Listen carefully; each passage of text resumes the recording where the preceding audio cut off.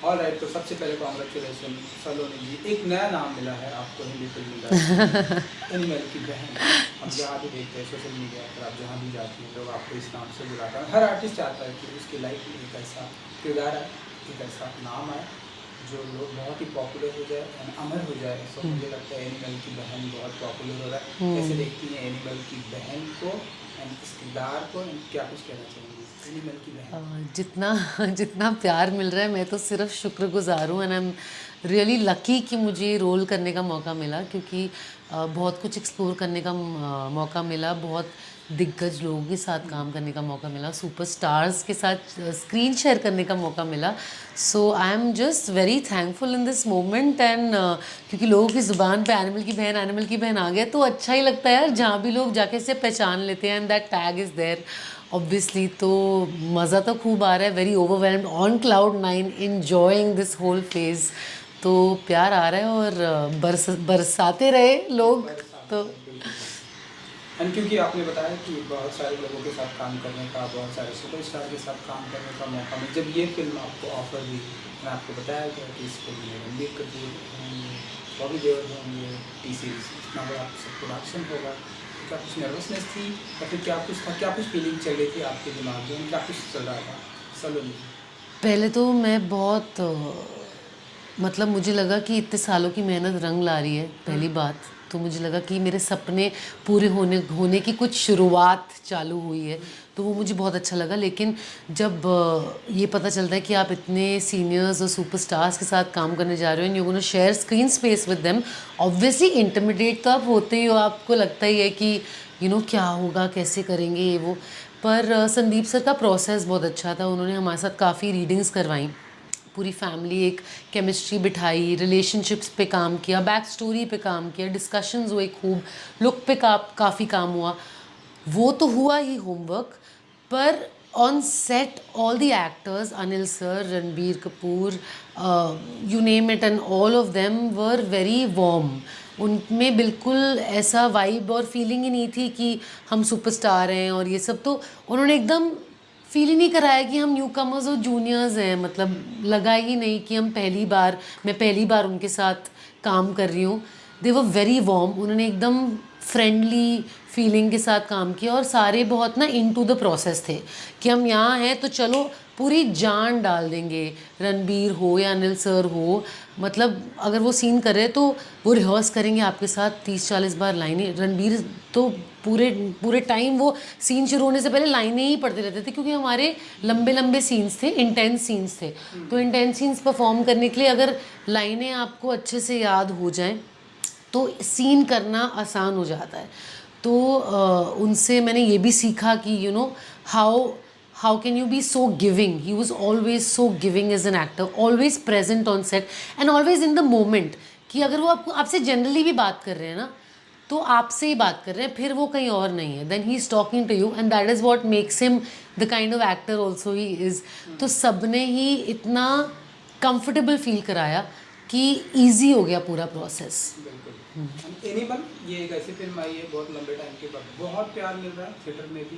And अब हम जानते हैं कि जहाँ पर पॉजिटिविटी होती है थोड़ी सी, क्रिएटिविटी थोड़ी सी नेगेटिविटी जी। होती है, तो कैसे देखते हैं आप इस फिल्म एनिमल को, जब लोग बहुत प्यार कर रहे हैं एंड कुछ एक ऐसे भी लोग हैं जो बोलते हैं कि नहीं ये बहुत ही वायलेंट फिल्म है, ऐसा नहीं होना चाहिए, थिएटर में तो बिल्कुल नहीं दिखाई जानी चाहिए। आप भी ये सारी चीज़ें जब पढ़ती हैं तो क्या कुछ आपका टेक होता है? मुझे लगता है लोगों को अपने ओपिनियन का बिल्कुल हक है। Everyone should voice their opinion and say what they feel, because it should be like that, we are a democratic country at the end of the day and everyone has the right to express themselves, be the individual that they are, definitely. But ये जो कहानी है Sandeep sir के vision से दर्शाई गई है, जो इन्होंने जो लिखा है वो एक ऐसे किरदार के बारे में लिखा है, द कैरेक्टर इज़ फ्लॉड। तो उसमें दिखाया भी है उन्होंने कि ये क्यों ऐसा है कि पापा का प्यार नहीं मिला है। उसकी एक बैक स्टोरी भी है कि वो तरस रहा है इतने टाइम से फॉर द फादर्स लव और उसको वो नहीं मिला है, हेंस वो ऐसा है, हेंस वो कैरेक्टर ही ऐसा है।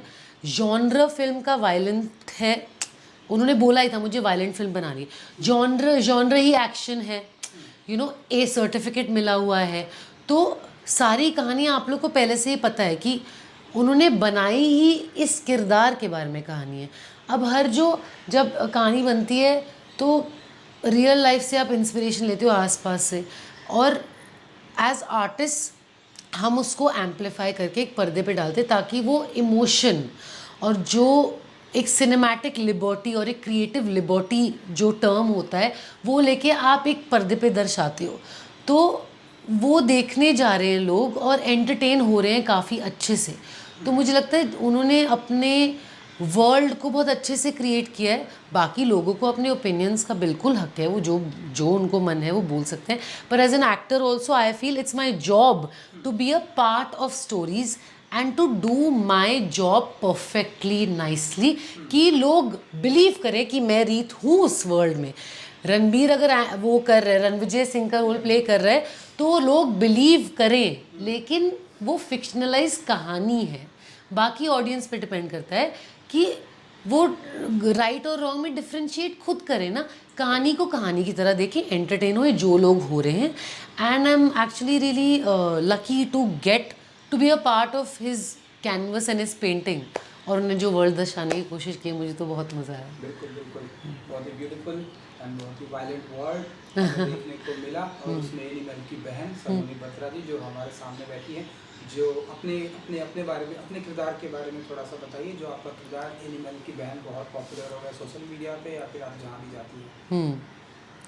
तो पहले तो ये किरदार एक ऐसी औरत है जिसका जिसका पति कुछ कर रहा है उसके अगेंस्ट, उसकी फैमिली के अगेंस्ट, जो उसको पता नहीं है, और ये पहले उसको रियलाइज़ भी नहीं होता because she is so blinded by the love she has for him और फॉर द फैमिली।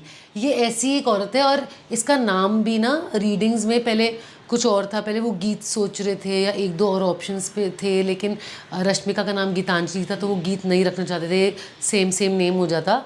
तो मुझे लगा कि इस कैरेक्टर के साथ जो हो रहा है वो काफ़ी औरतों के साथ होता है, दे समवेयर और the other you know in the narrative of the script.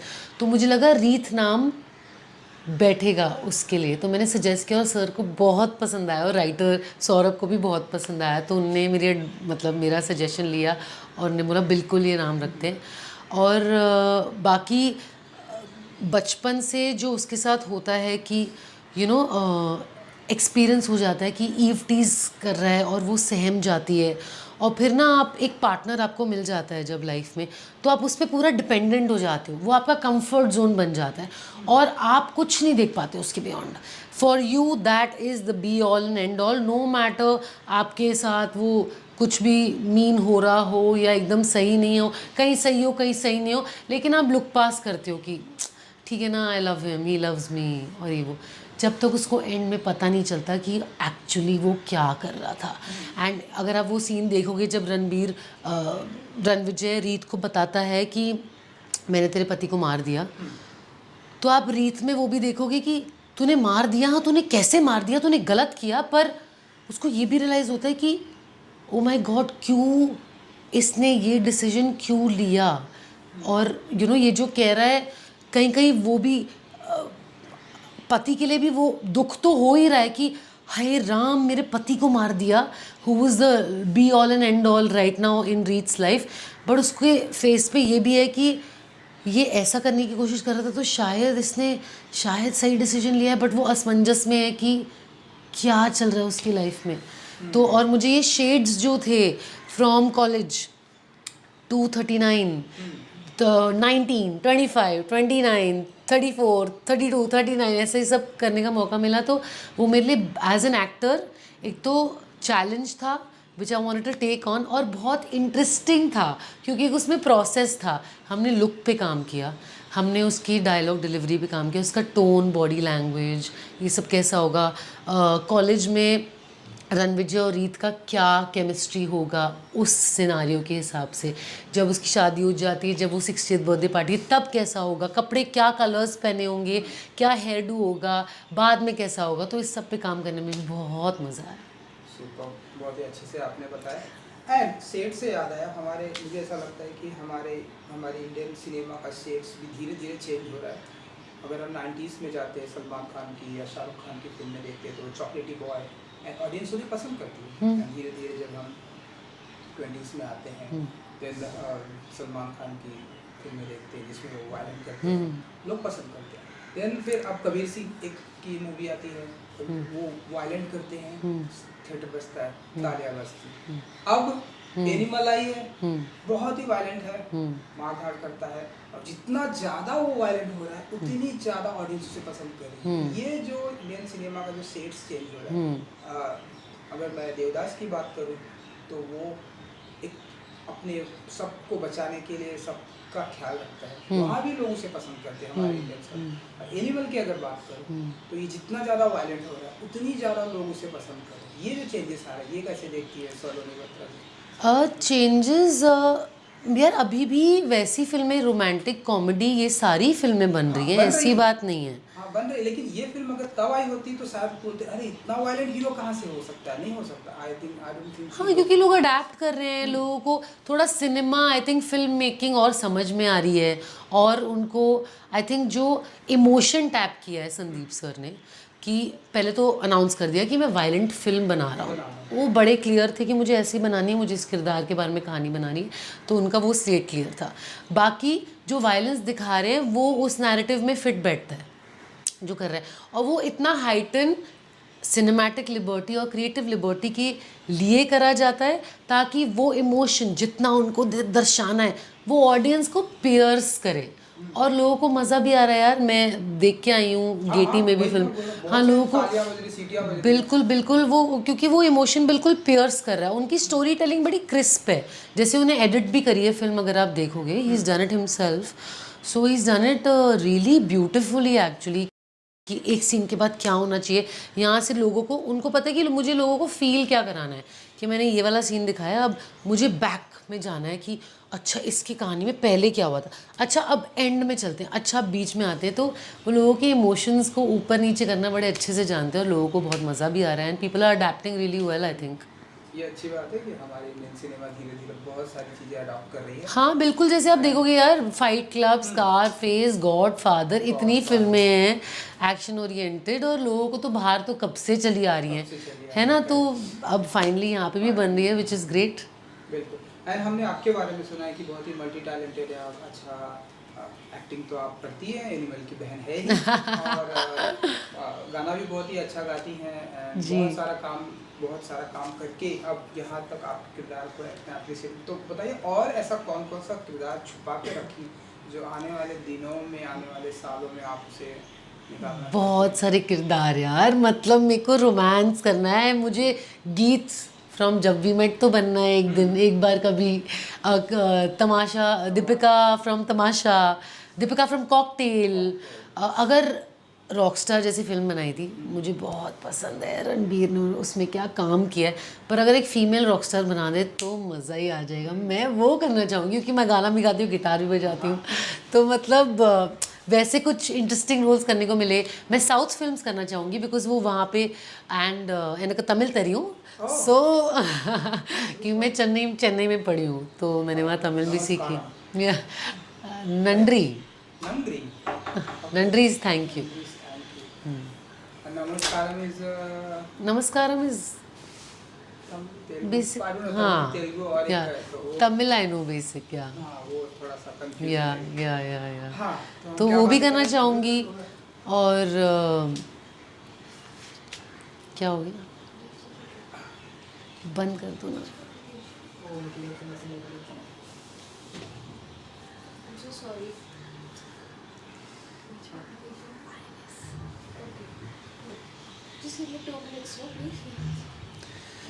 तो मैं वैसी फिल्में भी करना चाहूँगी। मैं एंटैगनिस्ट का रोल भी प्ले करना चाहूँगी, जहाँ मुझे नेगेटिव कैरेक्टर, थोड़ा मतलब बेसिकली कुछ भी अलग अलग versions of myself where I can explore and feel that feeling.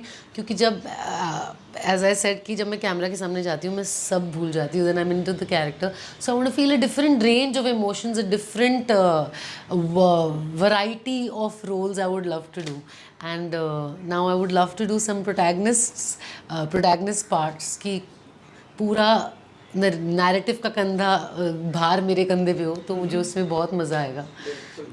I think जब भी आप इम्तियाज़ अली से मिले तो आप उन्हें ये ऑफर कर सकते हैं बिल्कुल, मैं बोलना रॉक स्टार चाहूँगी female Imtiaz Ali, Zoya Akhtar, Sanjay Leela Bhansali. I would love to do Sanjay Leela Bhansali films and वो जैसे दर्शाते हैं अपनी हीरोइंस को, मुझे बिल्कुल वैसे एकदम कपड़े पहन के। I would love to dance in a film because I dance also.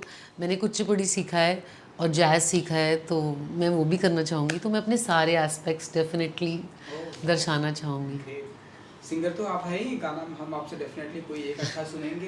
Producer भी बनेंगे आप आने वाले दिनों में? हो सकता है, क्योंकि तो- क्योंकि पीछे मैं कुछ लिखने की भी कोशिश कर रही थी, कुछ इंस्पिरेशन मिला था मुझे कहीं से, तो मैं लिखने की कोशिश करती, पर वो अभी होल्ड पे है। इवेंचुअली मैं डेफिनेटली करूँगी, बट एट द मोमेंट मैं अपने गाने लिखने की कोशिश कर रही हूँ। गाने भी लिखते हैं आप? मेरा पहला गाना है भी स्पॉटिफाई और एप्पल म्यूज़िक सारे चैनल्स पे है। इट्स कॉल्ड धुंधला। ये एक मैंने फिल्म -31 है जो अमेज़ोन पे, उसके लिए गाया था। सो बचा क्या है जो है बचपन में मैं ना सब करती थी, तो मेरी मम्मी कहती थी क्या क्या करोगी, पेंटिंग भी करोगी, ये भी करोगी, ये भी करोगी। मैं कहती थी मुझे सब, और मैं एक्चुअली मम्मा की वजह से I got into all this, क्योंकि मुझे हर क्लास के लिए चलो डांस क्लास, चलो म्यूज़िक क्लास, चलो पेंटिंग क्लास, उन्होंने मुझे काफ़ी सिखाया और ऐसे ही बड़ा किया, तो मेरे को सारे एस्पेक्ट्स कवर करने हैं, मज़ा आता है। बिल्कुल। बस जाते आते आपका कोई एक फेवरेट सॉन्ग आपकी जुबान से सुनना चाहते हैं? ठीक है।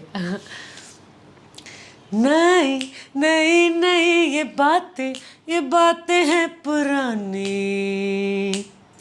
जू जू जू कैसी पहेली है ये, कैसी पहेली जिंदगानी। जी ले इससे, इसमें नशा, जिसने पिया वो गम में भी हंसा।